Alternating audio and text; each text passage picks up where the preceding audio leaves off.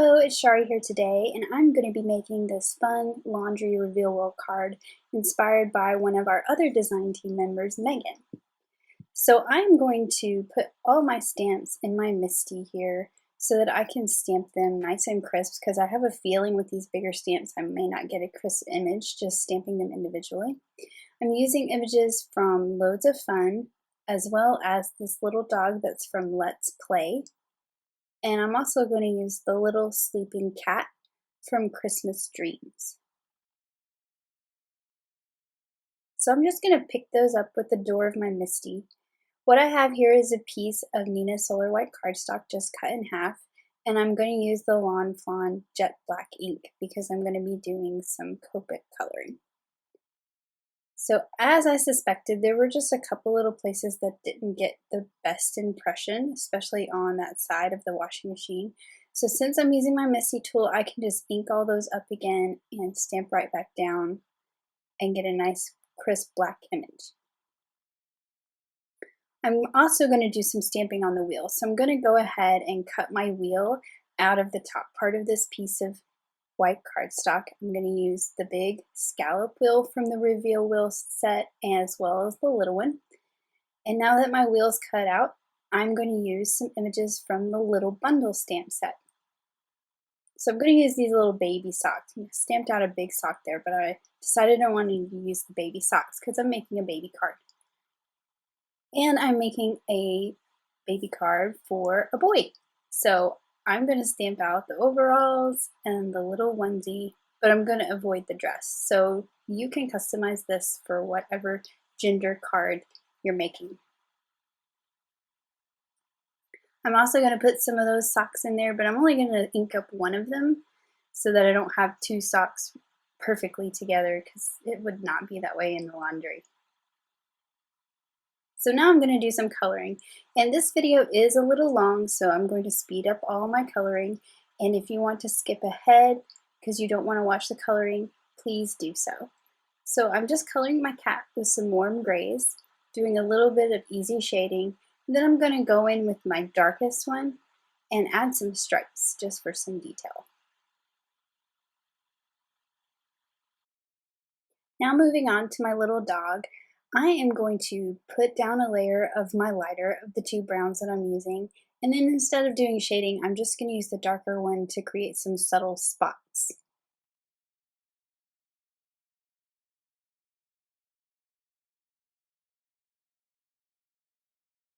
For the laundry, I'm using some pastel colors. I didn't want it too bright. I wanted this to look a lot of shades of blue with just a couple parts with some other colors pulled in. So I'm using some pastel colors, and I'm going back with the exact same color to add some slight shading to the bottom of each piece of laundry. Now for the basket, I added some pale browns, some E00 and E000.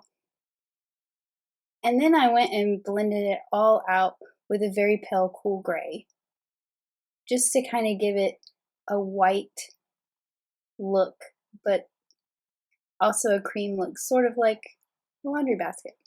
And then I went in the little openings with those colors I used for the laundry and just added a little bit more, like you're seeing the laundry through the basket. Now on to color my washing machine, and I'm just going to color the outside of the window because I'm going to be cutting out the inside, so I don't need to color the whole thing. For the machine itself, I'm using some cool grays, and I started with the darkest one in the corners, and I'm just blending it out with some lighter colors. So to kind of look like a white washing machine, but I don't want it to just be stark white. I want it to look like it has some dimension. I'll use the darkest color for the very bottom, as well as for the frame around the washing machine window. Now I'm going to color the wheel that goes in the washing machine. So I'm, again, sticking with my blues since I'm making a baby boy card, and coloring the overalls with some blues. I'm also going to color the little hat with some blue, with just a little bit of easy shading.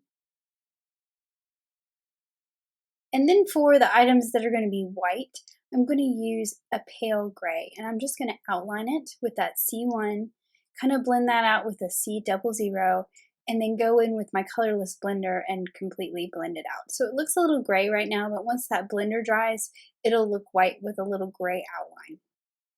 I'm also adding one blue sock, and you'll see why later. I plan on having a second blue sock outside of the washing machine. So I am just tracing each of these to give it a little bit darker right around each piece of clothing with a BG10. And then I'm going to go in with the BG000 to blend it out and color this whole wheel. But I realized that my marker was actually pretty dry. So I changed to a B000, which is pretty similar in color, and just finished coloring all the way out to the edges.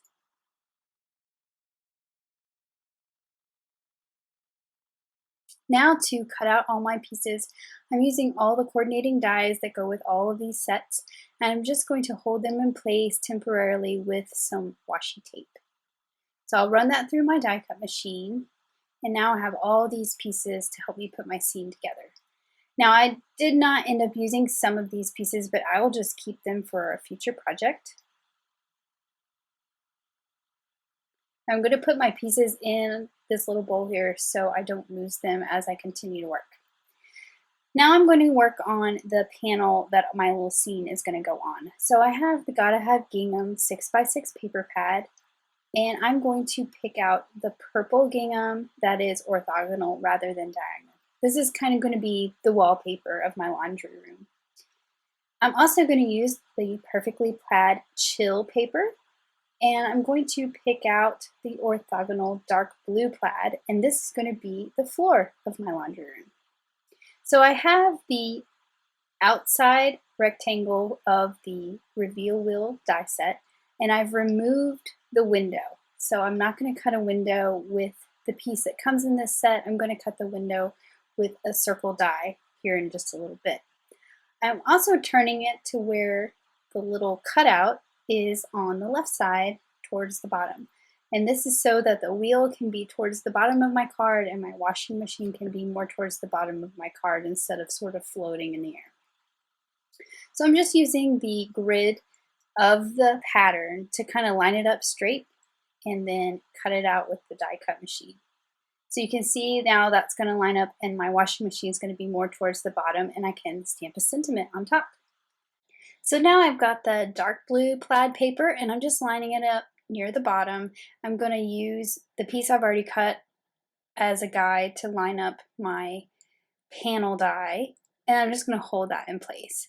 And I've kind of got it tacked down, but I'm just going to double check that it's lined up with the grid of the plaid, and that way I know it's straight. So that's going to be the floor of my laundry room for my washing machine to sit on. Now I'm going to assemble some of these pieces here. I'm going to go ahead and put this dark blue along the bottom of my gingham panel. And the reason why I'm going to go ahead and do this is because I'm going to need to cut a circle out of this panel, and I would rather cut both of these pieces at the same time because it is going to overlap that dark piece slightly.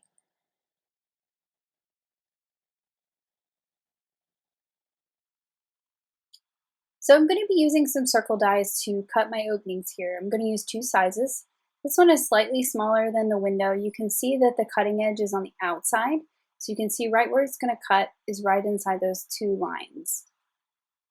I'm just going to hold that down with some tape and run that through my die cut machine to cut the opening that we're going to see the wheel through. So I'm going to line this up on my background where I want it, and I'm going to trace that circle. I'm sort of using my gingham again as a guide. I'm going to trace that circle so that I know where to cut my other circle. Now this one is slightly bigger, and the reason why is so that I don't have to line them up perfectly. I've got a little wiggle room, and there's no chance of the window behind showing through the window in the front. So you can see here, it's easy to line up. It's not too big, it's not going to show behind, and I can line it up from the back side just like that too. I'm also going to cut a piece of acetate with the washing machine die, and I'm cutting this on top of a piece of scrap cardstock, and that's just because my cutting plates are very cut up, and when I try to cut acetate without doing this, I get lots of pieces on it and it kind of gets scratched up. So this is more of a protection on my particular cutting plate.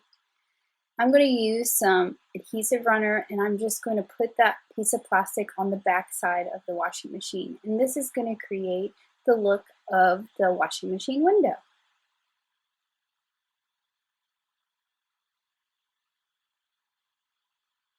So I realized that a lot of my clothes are kind of outside that window, and the middle seemed a little sparse. So what I decided to do was add a couple more of the socks. So I had cut these 2 little socks out. I was going to use one on the outside of the washing machine, and I'll make another one. I'm putting those little bubbles over the hole because that's going to cover up my brad. And so I just put it there as a guide. And I'm just adding these so that they kind of fill the center space a little more and you see more through the window. Now I'm also cutting a cream cardstock panel. This is vanilla malt cardstock, and this is going to be the back. And I'm going to turn it to where the cutout is on the other side. And the reason why I'm doing this is because I want to stamp on that cardstock, and I kind of want it to be different than my craft colored card base that I have there. So it's just a little different way to use the die. You could also use one of the rectangles that's the exact same size and not worry about the second cutout that's on the back. Now to assemble this, it's a little different. I'm using a very small brad and I'm putting it through the front. When we've done these before, we put them through the back. But in this case, we're going to do it through the front. And it's okay because we don't need to take it apart because we're already done all our stamping. It's already done. Then I'm going to put the foam on that small circle that's on the back, and you can see it spins freely there. I'm going to line this up with my circle, just eyeballing it to where it is centered.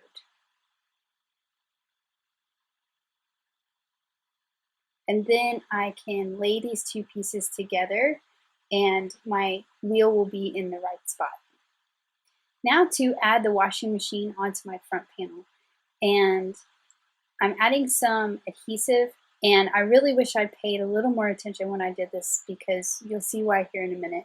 I had some adhesive outside of the opening. But to line it up, I'm going to stick it kind of from the back side. So I'm doing this so I can see exactly where my circle is. And I'm just going to barely pick it up so that it sticks. And then when I turn it around, I can use the grid of my pattern papers to make sure it's straight and just sort of slightly adjust it before pressing down and making sure it's stuck down. Now where I messed up is the fact that some of my adhesive is sticking out of that larger circle. So I'm going to use my adhesive eraser and just remove that adhesive so that it doesn't stick to the wheel and everything inside moves freely. I also used my powder tool to kind of deactivate the stickiness of the adhesive as well. So now I am doing some embossing, and I use my powder tool on the bottom there, the anti-static tool. I'm going to use some Versamark ink, which is clear sticky ink, and then I'm also using the Lawn Fawn white embossing powder.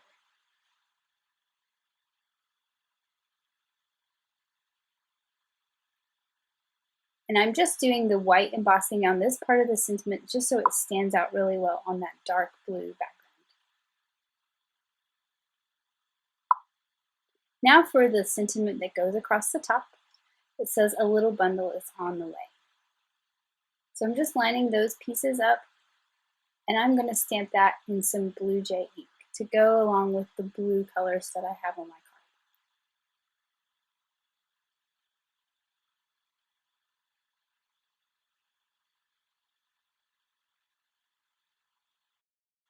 Now to continue to assemble my card, I'm going to add the basket of laundry, as well as the sleeping cat. I just thought he looked really cute sleeping by the laundry. And then the little mischievous dog is on top. And then one of my favorite parts about Megan's card that this card's inspired by was that she had a sock on the dog's head. I decided to change it up and make sure that it was one of those little socks. Since I'm doing baby clothes and a baby card, it needed to be a baby sock on his head. Now I'm using some glue dots here, and these are micro glue dots, so they're very, very small. And I'm going to use these to stick these little tiny bubbles over the center to cover up the brad. And these are going to stick on the outside of the acetate. So I'm just going to line up the wheel and all the pieces here just so I can see where my brad is. I'm going to stick that down on the front. And you can see that's on the outside of the acetate, and that will cover up that brad.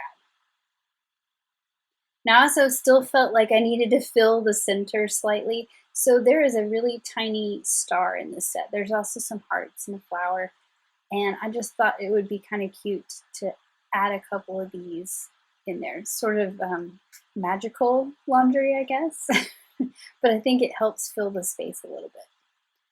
Now I'm going to add some foam tape, and I'm going to double this up. So everywhere I put a piece, I'm going to put a second piece on top. I'm just going to peel off that backer and just layer it with another piece. And I'm going to add a whole bunch of this to this back panel here. Now I about messed up here. I kept it in so you could see. I forgot that's where the notch is. So I don't want to put a piece of adhesive there. So I caught myself in time. And I'm going to trace it with a pencil just so I know where that notch is located, and I'll erase those pencil lines when I'm done. The same goes for the other side because there's a notch on the other side, but I'm going to want that to stick to the card base and have some support on that side too. So I'm just putting that foam adhesive on the back of the front piece. So I'm going to erase those pencil lines that I drew earlier. I've got all the liner pieces pulled off of my adhesive, and I can layer these two together. Just make sure they're lined up. And then that piece right there that's still sticky will just stick to the card base. So I'm going to use the Tombow Extreme adhesive just to make sure everything's stuck down really well.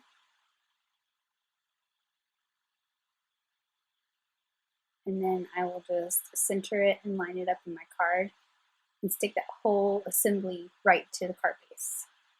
And I like to kind of rub it from the back, make sure it's stuck down well. So you can see that piece of foam there stuck to the card base, and now that little corner is supported as well. To finish off, I'm going to stamp the little sentiment that says "Turn Me," and I'm stamping it again in the Forget Me Not ink, which is also what I use for the little stars. And I'm going to stamp that on that cream cardstock. So I flipped that so that I kind of had the contrast and it wasn't just the brown all the way around. It really just kept it making a frame, and the cream becomes part of what's inside the frame.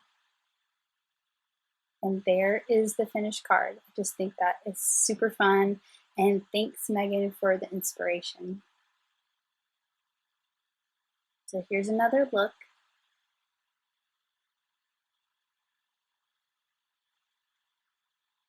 Thanks for watching. Have an amazing day. Bye.